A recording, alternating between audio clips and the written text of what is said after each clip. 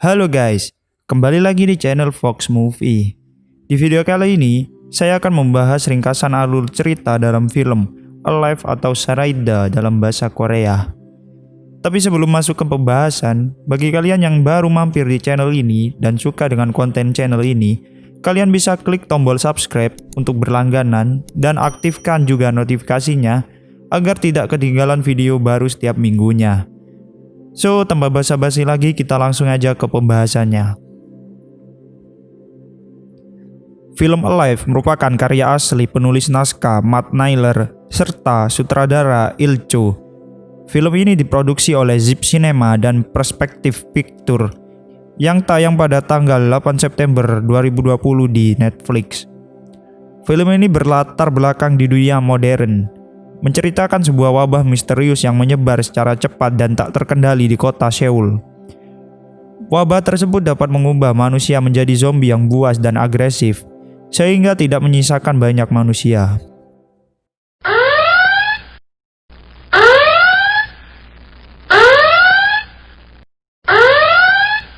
Cerita berawal dari seorang pemuda yang baru bangun tidur. Kemudian pemuda itu memanggil ibunya. Karena tidak mendapat jawaban, pemuda itu pergi ke dapur dan menemukan sebuah surat yang di dalamnya berisi uang dan pesan dari ibunya. Lalu pemuda itu menuju kamarnya untuk melakukan live streaming dengan bermain game PUBG. Melihat chat live streamingnya, banyak yang berkata tentang berita di TV. Pemuda itu pun penasaran dan langsung menghidupkan TV-nya. Saat menghidupkan TV, pemuda itu dikagetkan dengan adanya suara keributan yang ada di luar rumahnya.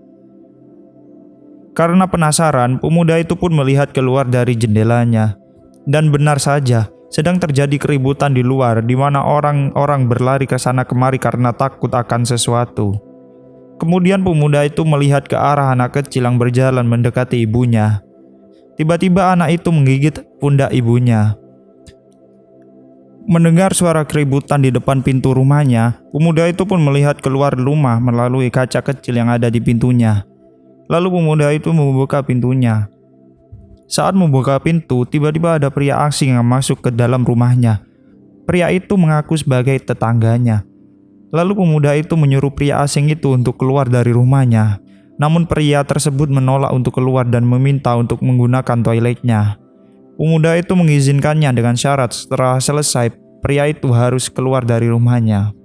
Kemudian pemuda itu melihat berita tentang virus kanibalisme yang menular. Karena takut pria asing tadi tertular, pemuda itu bergegas mengambil pisau yang ada di dapur. Saat pria asing tadi keluar dari toiletnya, pemuda itu langsung menodongkan pisaunya ke arah pria tersebut. Tiba-tiba pria tersebut bertingkah aneh dan langsung menyerang si pemuda. Lalu pemuda itu mendorong si pria tadi keluar dari rumahnya dan langsung menutup pintunya. Scene berlanjut ketika pemuda itu menutupi pintunya dengan kulkas. Pemuda itu mencoba menghubungi ibunya tetapi tidak terhubung. Kemudian pemuda itu mendapat pesan dari ibunya bahwa ibunya sedang berlindung di tempat aman. Pemuda itu menyiapkan beberapa makanan untuk dapat bertahan beberapa hari ke depan. Lalu pemuda itu pergi untuk tidur. Keesokan harinya, setelah pemuda itu bangun, dia mencoba menghubungi ibunya tetapi tidak bisa tersambung. Lalu pemuda itu melihat ke media sosialnya. Banyak orang yang membuat postingan meminta bantuan. Pemuda itu mencoba membuat video serupa dan langsung mempostingnya di media sosialnya. Kemudian pemuda itu menemukan video orang yang sedang mencari sinyal di atas gedung. Tiba-tiba orang tersebut terpeleset dan jatuh. Pemuda itu mendapatkan ide mencari sinyal dengan drone-nya. Lalu pemuda itu menerbangkan drone keluar untuk mencari sinyal. Ketika sudah mendapatkan sinyal, tiba-tiba baterai drone-nya habis dan terpaksa harus menurunkan drone-nya. Pemuda itu kembali ke kamarnya dan bermain game PUBG lagi. Lalu koneksi internetnya tiba-tiba mati. Karena bosan, pemuda itu tertidur. Saat sedang tertidur, pemuda itu mendengar suara berisik di luar rumahnya. Kemudian dia melihat keluar. Ternyata ada polisi yang sedang dikejar zombie. Pemuda itu mencoba menolong polisi tersebut dengan membuat pengalihan. Tetapi gagal karena polisi tersebut diseret oleh banyak zombie. Saat berusaha menolong polisi tersebut, Terdengar suara dobrakan di pintu rumahnya. Ternyata ada zombie yang berusaha masuk ke rumahnya. Karena tak sanggup menahan zombie yang akan masuk ke rumahnya, pemuda itu lari ke balkon rumahnya guna memancing zombie untuk keluar dari rumahnya. Zombie-zombie itu pun akhirnya terpancing dan jatuh. Scene berpindah di hari selanjutnya. Pemuda itu menutup jendelanya dengan selotip. Setelah selesai menutup jendelanya dengan selotip, pemuda itu menonton TV dan melihat iklan mie.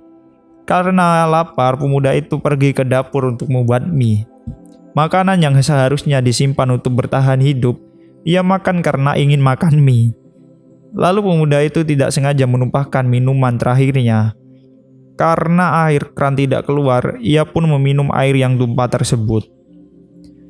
Pada hari ke-10, pemuda itu memiliki ide untuk menelepon keluarganya menggunakan saluran radio dengan cara menggunakan kabel headset sebagai antenanya. Sayangnya headset yang ia miliki tidak memiliki kabel. Pada hari ke-15, pemuda itu pun merasa depresi. Ia mabuk sambil memutar lagu. Dan ia pun berhalusinasi tentang keluarganya yang pulang ke rumahnya. Karena merasa sedih, ia pun tertidur di lantai. Pemuda itu terbangun karena ada panggilan masuk di ponselnya. Ia pun bergegas mencari sinyal dengan cara pergi ke balkon rumahnya. Setelah mendapatkan sinyal, ibunya berkata bahwa semua keluarganya aman dan sedang berlindung di kantor ayahnya. Tiba-tiba terdengar suara teriakan keluarganya yang diserang zombie. Pemuda itu pun marah dan melampiaskan kemarahannya pada semua zombie yang ada di luar rumahnya. Setelah selesai, ia pun kembali ke rumahnya. Pada hari ke-20, terjadi ledakan di seluruh kota. Akibat ledakan tersebut, listrik di seluruh kota menjadi padam. Merasa tidak ada harapan, pemuda itu pun memutuskan untuk bunuh diri. Saat melakukan bunuh diri, ada sinar laser yang mengarah ke tulisan yang ada di dinding yang bertuliskan "jangan". Pemuda itu pun langsung berusaha untuk melepaskan ikatan yang ada di lehernya, dan akhirnya ia pun bisa terlepas. Ia pun melihat ke seberang rumahnya, ternyata ada orang yang masih hidup, dan ia pun merasa senang. Pada pagi harinya, pemuda itu terbangun dan membuka jendela. Dan wanita itu juga membuka jendelanya. Pemuda itu pun memutuskan untuk menuliskan nama pada layar headphone dengan tujuan untuk berkenalan. Pemuda itu menuliskan nama Oh Jun-woo dan wanita itu menuliskan nama Kim Yoo-bin. Setelah selesai memperkenalkan diri, Kim Yoo-bin tiba-tiba masuk ke dalam rumah dan menemukan zombie yang terperangkap jebakannya. Lalu ia membunuh zombie tersebut. Scene berpindah pada hari berikutnya. Melihat Oh Jun-woo yang kelaparan, Kim Yoo-bin memberikan makanan kepada Oh Jun-woo dengan menggunakan tali yang diikat pada sebuah bola. Tali itu akan dilemparkan ke rumah Oh Jun-woo. Tetapi karena jarak yang terlalu jauh, talinya tidak sampai dan jatuh di antara zombie-zombie. Kemudian Oh Jun-woo memiliki ide dengan mengirim ujung talinya menggunakan drone. Singkat cerita, Oh Jun-woo menerima makanan dan langsung memakannya. Saat memakannya, Oh Jun-woo melihat zombie yang akan menarik tali yang gagal dilempar oleh Kim Yoo-bin. Saat memberitahu Kim Yoo-bin, zombie itu langsung menarik talinya dan membuat Kim Yoo-bin pingsan karena terhantam meja yang diikat oleh tali tersebut. Oh Jun-woo langsung bergegas menolong Kim Yoo-bin yang tengah pingsan menggunakan drone-nya untuk mengalihkan perhatian zombie tersebut. Sampai akhirnya Kim Yoo-bin tersadar dan langsung memotong tangan zombie tersebut. Karena stok makanan yang semakin menipis, Oh Jun-woo memutuskan untuk mencari makanan. Dengan berbekal senter, dia mencari makanan di rumah tetangganya. Setelah selesai mengumpulkan makanan, dia pergi ke kamar yang ada di rumah tersebut dan menemukan headset kabel sambil mengambil beberapa barang. Tiba-tiba ada zombie yang menyerangnya, lalu dia berhasil kabur dan kembali ke rumahnya. Keesokan harinya, Oh Jun-woo mengirimkan makanan yang ia dapatkan ke Kim Yoo-bin. Kemudian mereka berbincang-bincang melalui walkie-talkie yang didapatkan oleh Oh Jun-woo. Lalu terdengar suara gerombolan zombie yang mendekati rumah Kim Yoo-bin. Terdengar suara telepon yang berada di sebelah rumah Kim Yoo-bin. Ternyata Oh Jun-woo lah yang menelpon dengan tujuan mengalihkan perhatian zombie tersebut. Mereka berdua memutuskan untuk keluar dan pergi ke lantai 8 karena merasa bahwa di lantai tersebut tidak ada zombie. Mereka berdua langsung menuju lantai 8 melalui gerombolan zombie yang ada di mana-mana. Saat sampai di lantai 8, mereka berdua langsung diserang oleh gerombolan zombie yang ada di sana. Selagi Oh Jun-woo menahan zombie-zombie tersebut, Kim Yoo-bin berusaha membuka pintu rumah satu persatu. Tiba-tiba ada bapak-bapak yang menolong mereka berdua. Setelah aman, mereka berdua diberi makan dan minum oleh bapak-bapak tersebut dan diberitahu bahwa akan ada bantuan. Setelah selesai makan, tiba-tiba Oh Jun-woo pingsan dan Kim Yoo-bin yang mulai kehilangan kesadarannya. Ternyata mereka berdua telah dibius oleh bapak-bapak tersebut. Kim Yoo-bin yang setengah sadar, dia dibawa ke dalam kamar yang berisi zombie.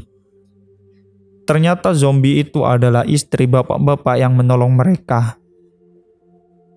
Dan bapak-bapak itu bermaksud menjadikan mereka sebagai makanan istrinya tersebut. Oh Jun-woo tersadar dan menodongkan pistol ke arah bapak-bapak tersebut. Singkat cerita, Kim Yoo-bin berhasil keluar dan akhirnya zombie tersebut menggigit bapak-bapak itu. Kemudian bapak itu meminta untuk menembaknya dan akhirnya bapak itu mati tertembak. Karena merasa tidak ada harapan, Kim Yoo-bin meminta Oh Jun-woo untuk menembaknya. Saat hendak menembaknya, tiba-tiba terdengar suara helikopter.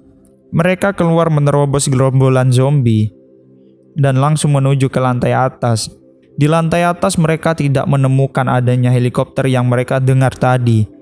Gerombolan zombie berhasil menerobos pintu dan akan menyerang mereka berdua. Saat hendak diserang, muncul helikopter militer dari belakang mereka dan menembaki zombie tersebut. Mereka berdua pun berhasil diselamatkan. Ternyata banyak orang yang diketahui selamat setelah banyaknya orang yang mengunggah video mereka ke media sosial dengan hashtag #alive.